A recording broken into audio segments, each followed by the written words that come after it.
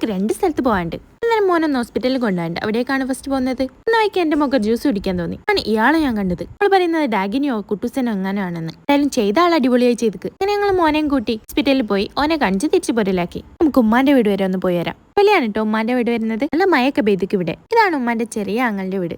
രണ്ടാമത്തെ തറവാട്. ഇതൊക്കെ സ്കൂളിനോ മദ്രസിനോ ലീവ് കിട്ടുമ്പോൾ ഓടി ഇങ്ങോട്ട് പോരും. മാവുമ്മലോക്കി ഫുള്ള് മാങ്ങ. ഇല്ലായോണ്ട് പറിക്കാനും കിട്ടൂല. ഇതൊക്കെ കാണുമ്പോൾ നമ്മൾ ആദ്യം കളിച്ചതൊക്കെ ഓർമ്മ വരുന്നത് നമ്മളെ മെയിൻ തറവാട്. ഇതാണ് മൂത്ത മാമന്റെ വീട്. ഇപ്പോൾ ഇവിടെ താമസമില്ല. ഇതൊന്നും ഇങ്ങനെ അല്ലായിരുന്നു കേട്ടോ. ഇവിടെ വന്നാൽ എന്തെങ്കിലും കൊണ്ടുപോകൽ നമുക്ക് നിർബന്ധമാണ്. വായിച്ചുള്ളപ്പാണെങ്കിൽ പൂള, ചേമ്പ്, ചേന അങ്ങനെ പലതരം സാധനങ്ങളും നമ്മൾ കൊണ്ടുപോയും എങ്കിൽ നമുക്ക് അവിടെ എത്തിച്ചു തരെയും. ഇവിടേക്ക് വരുമ്പോൾ ഏറ്റവും മിസ് ചെയ്യുന്നത് നമ്മളെ വായിച്ചിനെ തന്നെയാണ് കേട്ടോ. വായിച്ചില്ലാത്തതുകൊണ്ട് തന്നെ ഇവിടേക്ക് വരവും കുറവാണ്. എന്തായാലും ഉമ്മക്ക് കൊണ്ടുപോകാൻ ഒരു കർമ്മൂസ കിട്ടിയുള്ളൂ. നമ്മൾ കുറച്ച് ടൈം അവിടെ വന്നതുകൊണ്ട് തന്നെ രാത്രിയാക്കി. എന്തായാലും ഇനി ലേറ്റ് ആയി ശരിയാവില്ല. ഉപ്പ അവിടെ ചീത്ത പറയും. വീട്ടിലെത്തി ഉമ്മാന്റെ പരിപ്പ് കറിയും ചോറും അച്ചാറല്ല കടുമാങ്ങയും ഉണക്കമീനൊക്കെ തിന്നപ്പോ നല്ല സമാധാനം. എനിക്കൊരു കൊറിയറും കിട്ടീനേ. Okay bye.